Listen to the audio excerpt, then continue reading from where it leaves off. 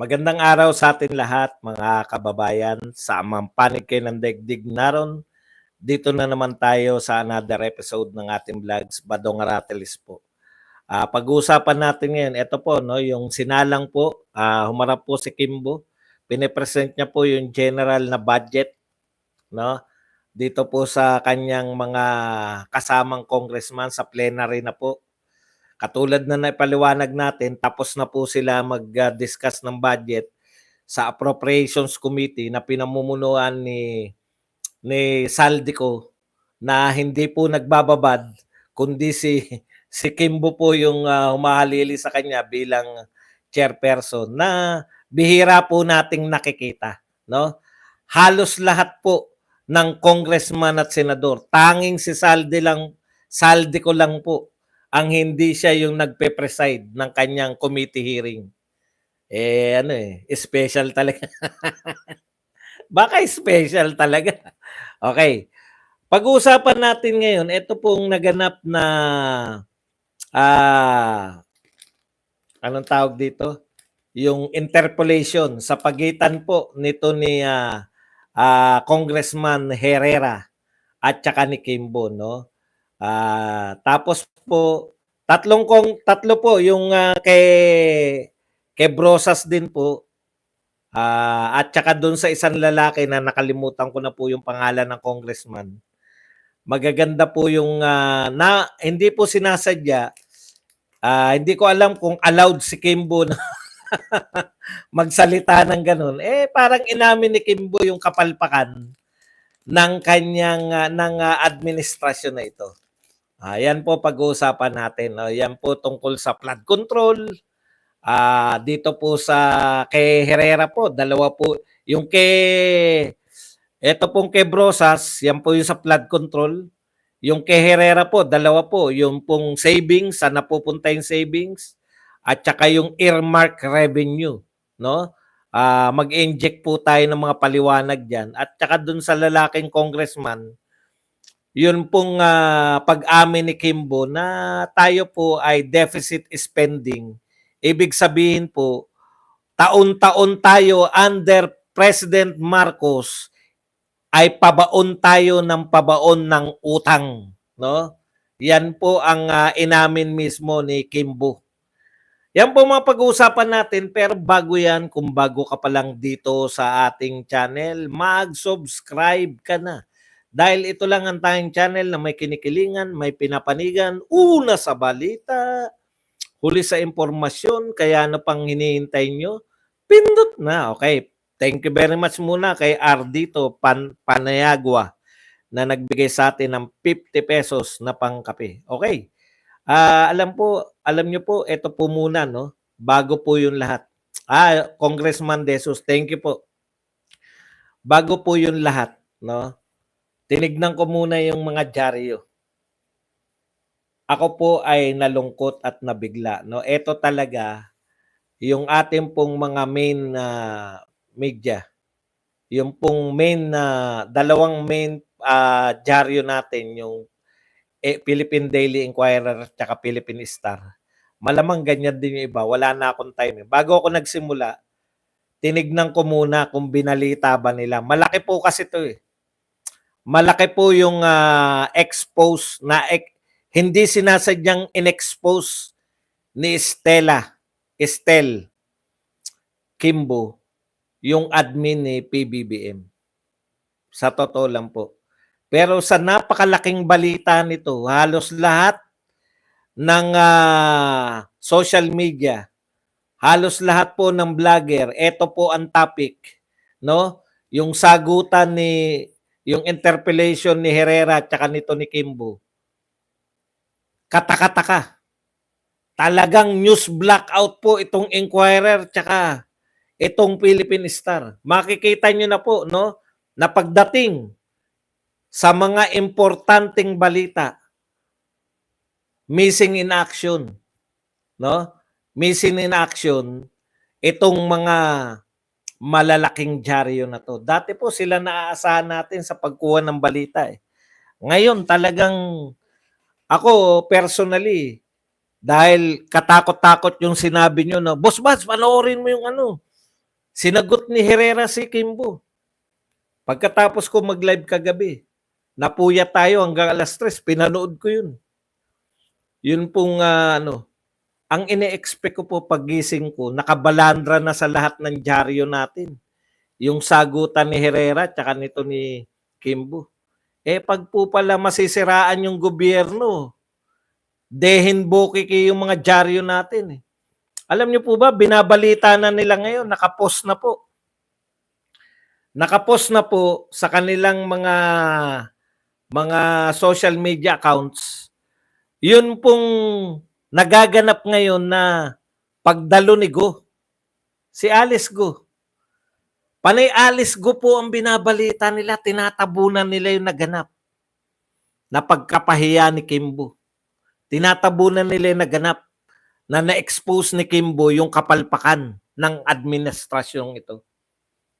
Okay. Before po to, akala natin lahat ng budget okay na okay, no? Kasi sinentrohan nila, dalawa lang eh.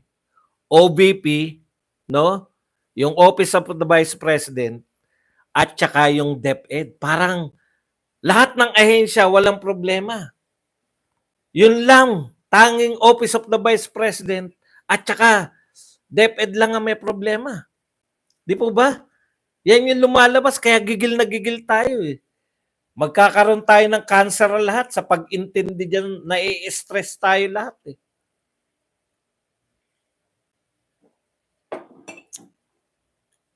Nakaka-stress po. Bakit nila sinesentrohan? Ngayon po, dahil sa plenary debate na, kitang-kita po natin. Ano po uuna natin na po na? Ito pala si Kimbo, pag hindi po stick to the plan, pag wala pong script, ha? Si Kimbo pala nangangapa ng sasabihin, nangangapa pala ng isasagot. Ikalawa, si Kimbo nga hindi uubra yes or no. Hindi nga siya makasagot ng yes or no lang. Kung si Abante makapagtanong sa Vice President, yes or no lang, Mr. President. Yes or no lang, Mr. Vice President. Yes or no lang. Si Estel pala, hindi kaya ng yes or no lang. Kawawa talaga, hindi nakapagtago sa mga mamahaling Hermes. Pasensya na kayo, Hermes lang. Louis Vuitton. Ano ba mga, hindi ka nakapagtago. Oo talaga. Habang nakikinig, inabot nga ako ng 3:00 eh. Naka-ano pa yun, naka times 2 pa. Pag nanood po ako para mabilis eh. Naka times 2 po yung salitaan eh. Para yung 2 oras, magiging 1 oras lang. Ganun po ako makanood eh. Okay. Alam nyo, pinanonood ko, marami kong natutunan dito, no? Una, sige, isa-isayin na natin. Una, yung munang nauna naman to si, anong pangalan ng nun? Si Brosas, no? Ito palang 5,500 na sinasabi ni Pangulong Marcos, buhat lang nun siya umupo. Imaginein po ninyo yung buhat lang po noong 2022 hanggang ngayon. Yung sinasabi po na 5,500 na flood control program na pinagmamalaki po ni Pangulong Marcos, mali po yung sinasabi ninyo na eto pong mga proyekto na to kasama pa po yung kay Pangulong Duterte. Wala po. Kay Pangulong Marcos lang po to. Ang tanong, tapos sabi pa ni Brosas, tapos po may ginagawa pa kayo ngayon na 5,000 pa. So 5,500, tapos may 5,000 pang ginagawa, ibig sabihin pinopondohan pa araw-araw na 1.4 billion a day. Ang laking pera, di ba? Natataranta sila sa 125 million na kalahating taon na budget ni BP Sara na hindi nawala. Nakita po nila kung nasan eh. Binayad sa mga binayad. Nakalagay doon sa COA report, di ba? Binayad sa mga nagchuchu, sa mga NPA. Hindi lang nakalagay NPA. Yung mga doon po ginamit yun eh. Confidential nga. Kaya nga dapat hindi nilalabas yun eh. binayad sa mga nagturo. Kaya po galit na galit sila Franz Castro eh. Doon kasi ginagamit. Di ba nakita nyo, reward. Reward lang. Pero para saan yung reward na yun? Nagturo ka. Tinuro niya yung quota. Tinuro niya. Ganun po pala yun. Okay. Wala pong nawala. Naroon nga eh. Na-report nga eh. Ito po, tinatanong po si Nick Brosas, nasan po yung bakit po patuloy na bumabaha? 5,500. Ang laki-laki po ng budget. Ang laki-laki ng budget. No? Ano po nangyayari? Alam nyo kung ano sagot ni Kimbo? Hindi ko alam kung allowed siyang sumagot ng ganito. Medyo hindi natupad. Medyo hindi daw natupad. Ang tanong namin, saan napunta yung 1.4 billion budget a day kung hindi pala natupad? May plano daw, noon pa raw araw, medyo hindi natupad. Bakit namin binabudgetan, hindi pala natutupad?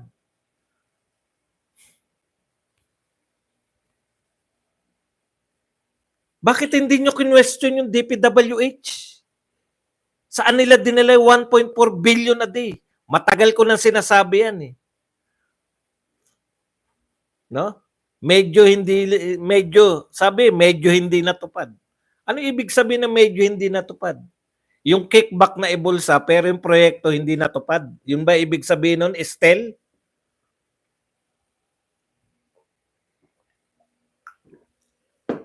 Ginagalit nyo, bagote ko. Kung medyo hindi natupad, nasa na yung medyo pera namin? Nasa na yung binadgetan ng 1.4 billion a day? Hindi po pwede yan. Estel. Kasi di ba Estela, Estel yan eh. Ganun yung bagong Estel Kimbo. Bumabaha eh. Bumabaha ng mamahaling bag mo, Estel eh. Nasaan? Medyo hindi natupad. Nasaan nga yung pera? Medyo isoli nyo. Medyo mahiya kayo ng konti. Medyo pakapalan lang ba ng muka? Sasabihin nyo lang, hindi natupad? Medyo hindi natupad? Ano ba, Estel? Kau talaga, oh. Alam nyo kung yung mga ganyan sagot? Kung hindi ka congressman, kinontempt ka na. Kung si Paduano nagtanong sa'yo niyan, medyo hindi po natupad. Contempt ka na, Estel.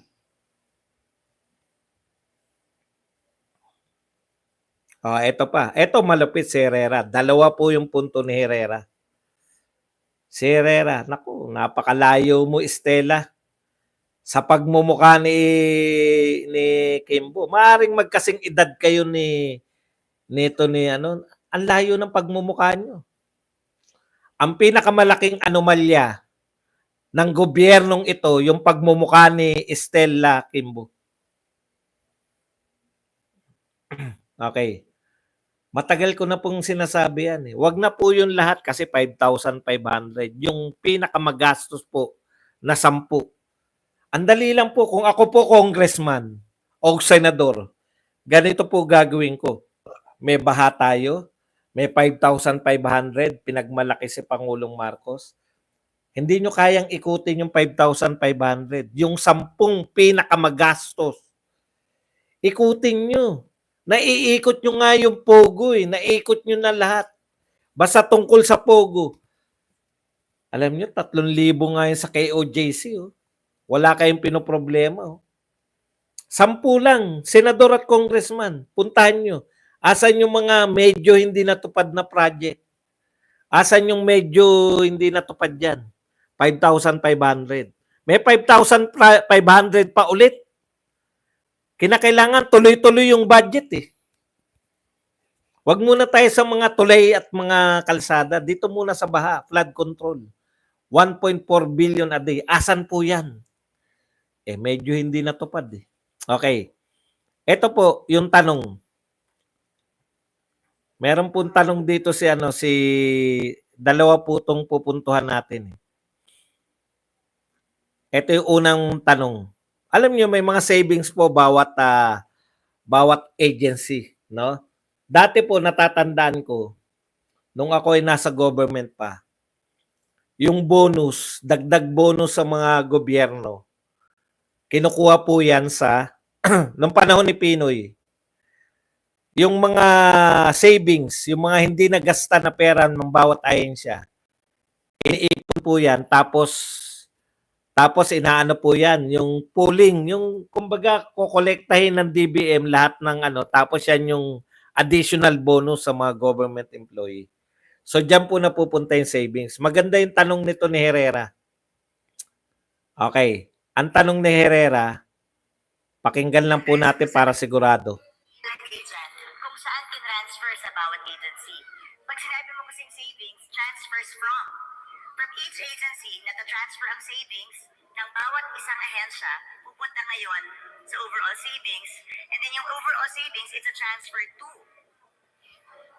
Ang linaw ng paliwanag. Bawat ahensya may savings, pupunta sa overall. Di ba? So pupunta sa overall, bawat ahensya, DepEd, meron kayong savings na 3 billion. Halimbawa lang, pupunta yan sa pangkalatan DBM. So lahat ng ahensya. Tapos, ang hinahanap ni Herrera, nasan yun? Yung from. At kung meron ng savings, saan naman napunta? Alam niyo po, hindi nila masagot kung saan. Sasagutin pa ni Kimbo. Ang sasagot pa ni Kimbo, maganda yung sagot ni Kimbo, iba na po meaning ng savings ngayon. Iba na raw meaning ng savings. O nasan yun? Kahit na ano pa meaning mo ng savings, nasaan yung savings ng bawat ahensya? Magkano yung galing sa DepEd, DPWH, magkano yan? Tapos napunta yan sa National Treasury. Ano ngayon ang ginawa doon sa savings? Ang linaw po ng tanong, di ba? Pakinggan natin kung paano niya sinagot. Madam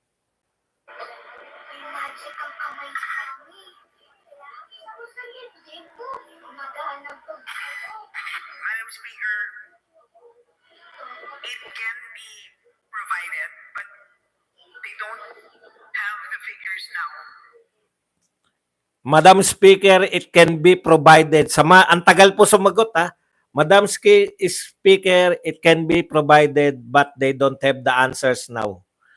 Ano kaya kung si BP Sara ang sumagot niyan? Ha? Walang answer, hindi kayang sagutin.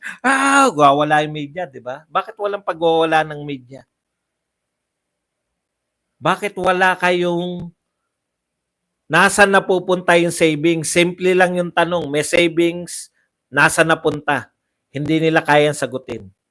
So binigyan pa sila ni Herrera. Napakasimple lang po. Nawawala yung savings. Bakit nawawala yung report ng overall savings?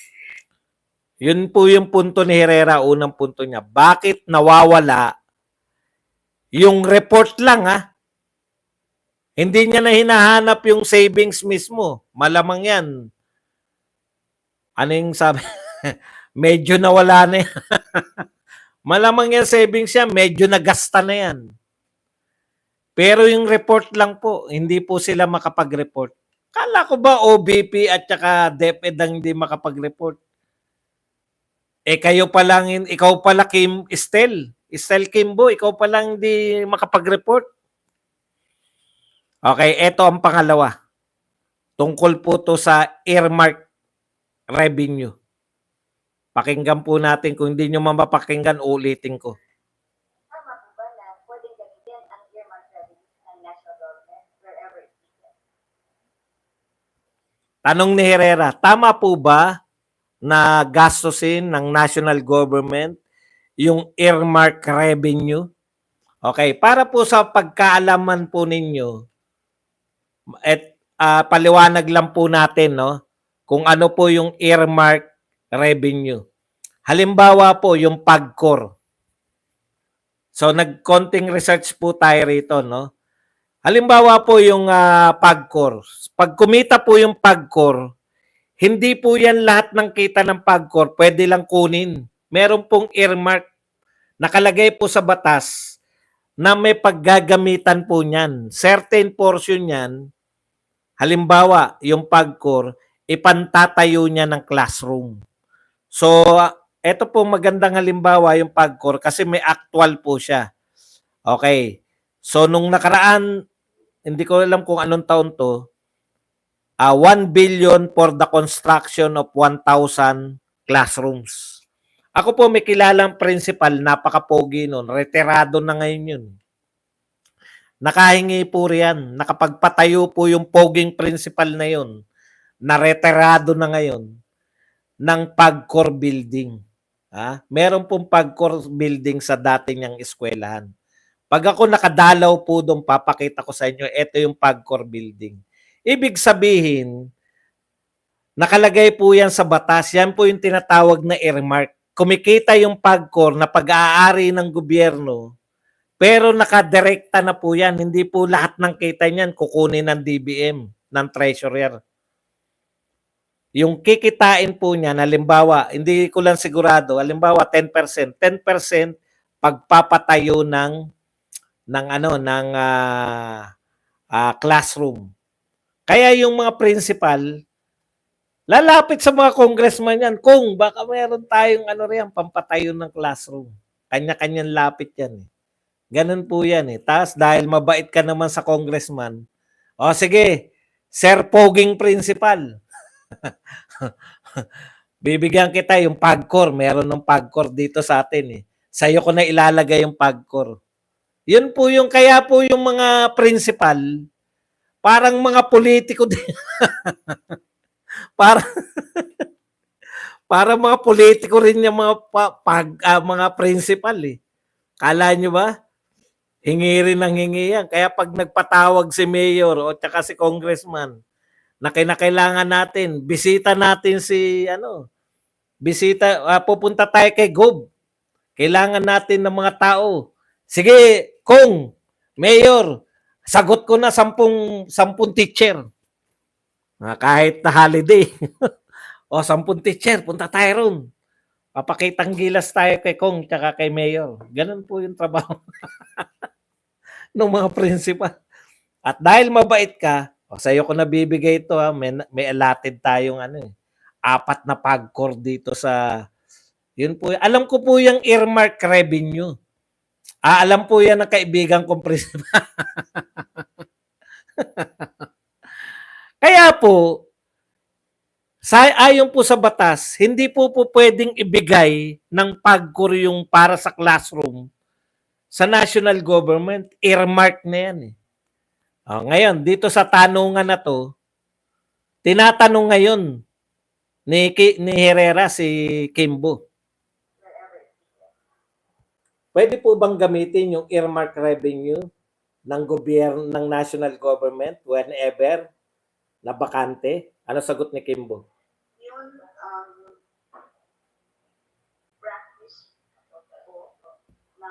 Yun ang practice. Practice. Ibig sabihin, PAGCOR, yung pera po rito, okay po yun. Mahina po talaga yung sana yung pinagkukunan.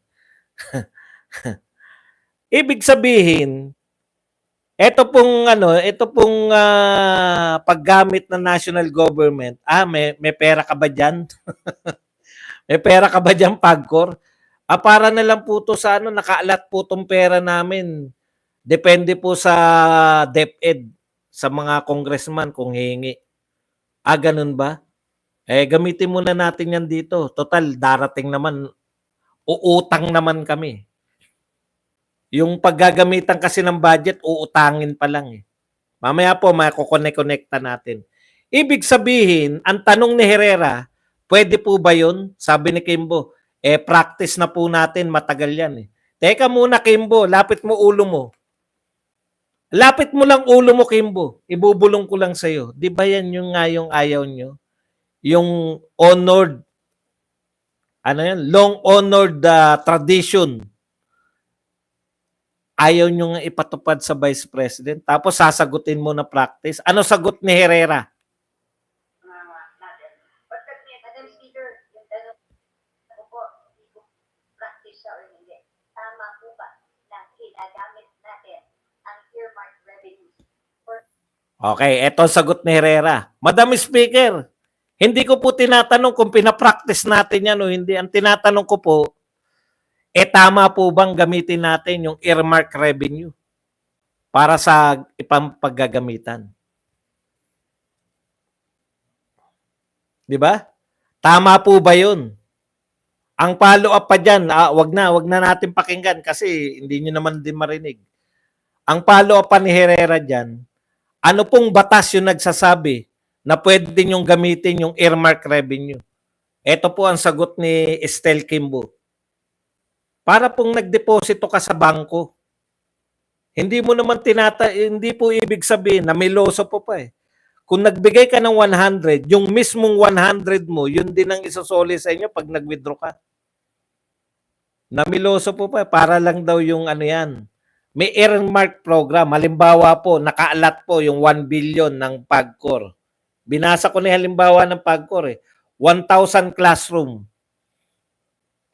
Ang nagagamit pa lang pang 100, di 100 million pa lang. Meron pa siya 900 million. Sabi na national government, pahiram muna niyan. Kasi kapos na tayo sa budget eh. Hindi pa dumarating yung utang natin. Umutang pa lang kami para sa budget eh.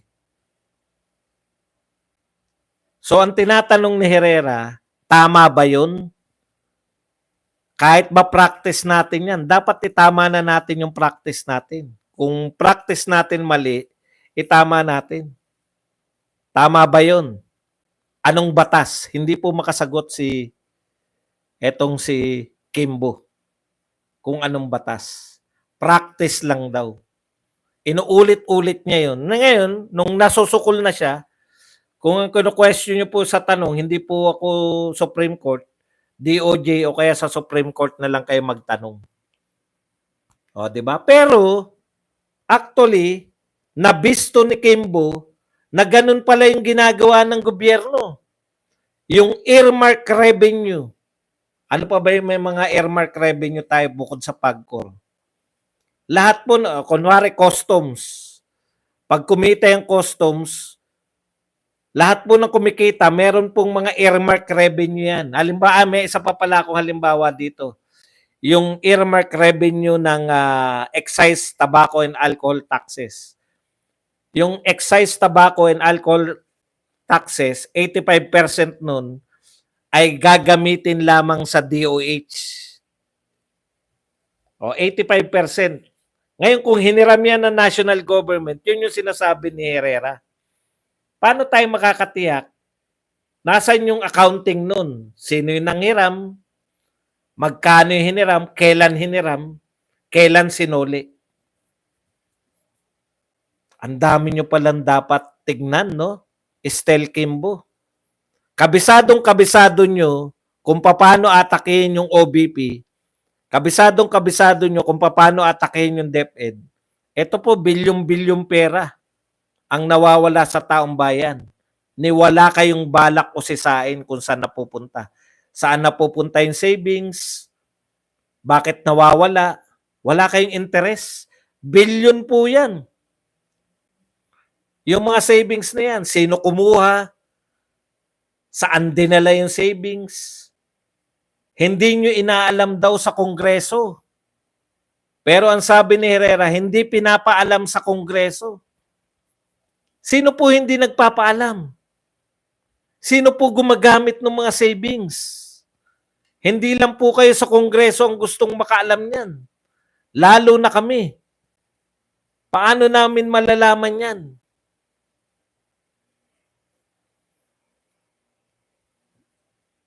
Tapos nababalitaan natin, nagpapa-concert kayo. O, sige, connecta natin sa utang. Ito po, yung isang congressman, hindi ko po kilala to, baka kilala nyo. Magandang mga tanong. Ito po, pag wala sa script, natataranta si Kimbo. And you know how much that will go to our debt payment? Okay, pinag-usapan po yung debt payment, no? Ang tinatanong sa kanya, kailan lumaki yung ating utang? Dahil ba sa pandemya? Opo, di parang ganun yung naging kalakaran nila. Kaya po malaki ang utang ni Rodrigo Duterte dahil po malaki ang gasto sa pandemya. Hindi po natin ine-expect yan. Di po ba? May dati ng mga inuutang si Tatay Digong kasi infrastructure natin, maganda pong mangutang eh. Tanungin niyo po lahat ng mga mayayamang, pati po yung mga mayayamang negosyante, nangungutang po yan para additional na puhunan sa kanilang mga negosyo. Hindi po, basta po yung uutangin nyo ay capital, no? Ibig sabihin, infrastructure, kung bansa yan, ikaw ay nangutang para sa mga infrastructure, etc. Maganda pong utang yan. Kasi makaka-attract po yan ng foreign investors, supposedly. Di ba? Nangutang si Pangulong Duterte, sangkatutak po yung build. Hindi nyo na po pwedeng maitanggi yan. No? Yung build program ni Tatay Digong, sabi nga ni Tatay Digong, hindi ko kinakailangan ipagmalaki yan. Nakikita nyo yan eh. Tumingin-tingin lang kayo. Makikita nyo po yung mga programa ni Tatay Digong. Okay, walang problema. May mga utang sa infrastructure. Pero kaya lumaki ang utang dahil nagkaroon ng pandemya. Ang tanong, ang tinatanong kasi paano tayo makakaalpas sa utang? Ibig sabihin, tinanong siya ng congressman si Kimbo, yung budget po ba natin, paano natin mapupunuan? Kasi parang mas malaki yung kinikita, mas malaki yung budget natin sa ating kinikita. Ibig sabihin, yung mga tax collection, yung kinikita ng gobyerno natin, mas malaki yung budget na aktual kaysa kinikita ng gobyerno. So, ang tanong, paano natin popondohan? No? Ang sagot naman, deficit spending tayo, kaya mangungutang. So, bahagi po ng programa ng gobyernong ito ang mangutang. Kaya po palaki yung magiging utang natin. Kasi deficit spending tayo, mas malaki po yung ginagastos natin kaysa kakayahan nating kumita. Okay, paano matatapos to? Yun yung tanong ng congressman eh. Aasa po tayo na patuloy yung pagganda ng ekonomiya natin. Kalokohan po yun. Meanwhile, no? Earmark po. Tama po, earmark. Wala po. Meanwhile, utang lang tayo ng utang para may pampondo dito. Kung titignan nyo naman yung mga pondo, may mga unnecessary na po riyan. Halimbawa po, yung mga ayuda. Necessary po yung ayuda nung panahon ng pandemya. Bakit? Yung mga tao po nakaano eh. Di ba? Anong tawag na nga sa atin doon? Kinulong tayo sa mga bahay? Anong tawag na nga doon? Nakakulong tayo sa bahay, wala tayong trabaho, tigil lahat ng trabaho. Natural po, dapat mamigay ng ayuda. Pero ngayon nakakapagtrabaho po. Lockdown tayo, lockdown. Normal po yun. Magbigay ka ng ayuda. Ngayon po, mas malaki pa po. Ang ayuda po natin ngayon, 1 taon na walang ayuda, ay walang pandemya, namimigay po tayo, doble po ng 2 taon natin sa pandemya. Imagine nyo po kung gaano kalaki, no? Yung pinamudmud po na 8,000, 6,000, 2 beses tayo nabigyan. Doblehin nyo po yun. Sa loob lang ng 1 taon, mas malaki pa yung budget natin ngayon ng ayuda. Yan po mga unnecessary yan. Nag-budget tayo sa Maharlika Fund, ang dami natin binabudgetan. Wala naman tayong nakikitang mga proyekto. Si Tatay Digong merong pandemya, kaya nangutang. May build tayo nakikita. Wala pong umaangal sa utang. Ngayon pong ang nakikita natin, nababalitaan natin, naririnig natin, panay pa concert. No? Singilin na natin itong mga to. Isa po sa dahilan kung bakit hindi po tayo dinadayo rito, wala pong foreign investors. Una, yung mga foreign investors natin, pinakamalaki nating partner, sabi nyo nga, pinakamalaki nating partner noon, o supposedly, dapat pinakamalaki nating partner, yung China. Hindi tayo nakikipagkaibigan sa China. Yung pakikipagtalo natin sa China, nagtatabo yan ng mga foreign investors. Paano sasabihin ni Estel Kimbo na gaganda yung ekonomiya? Nakaasa po tayo na balang araw, pangarap na gumanda ekonomiya para matigil yung pagpapautang. Matitigil lang po yung pagpapautang sa atin kung sasabihin na ng mga mangutang, hindi na kayo karapat dapat pautangin. Bagsak, lugmok na yung ekonomiya nyo. Utang pa kayo ng utang.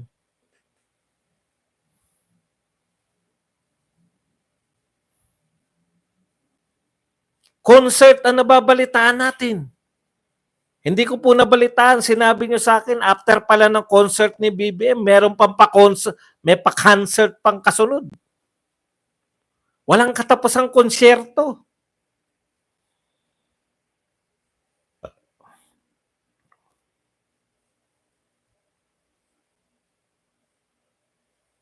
Grabe.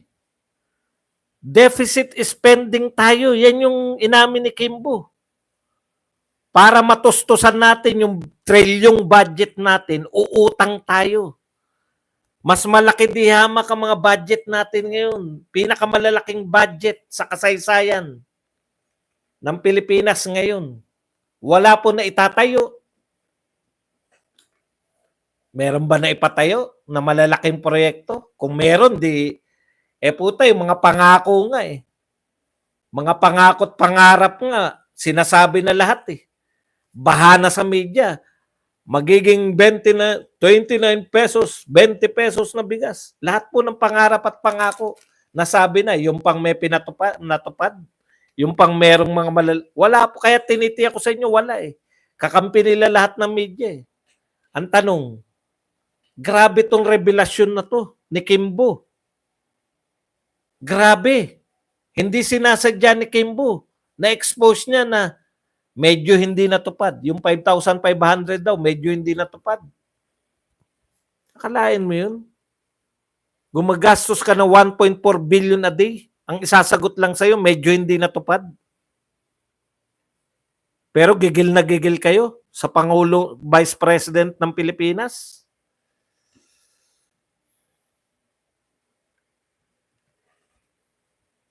Panahon na para kayo manggigil. Ilabas nyo ang gigil, magtanong, magbigay na reaksyon.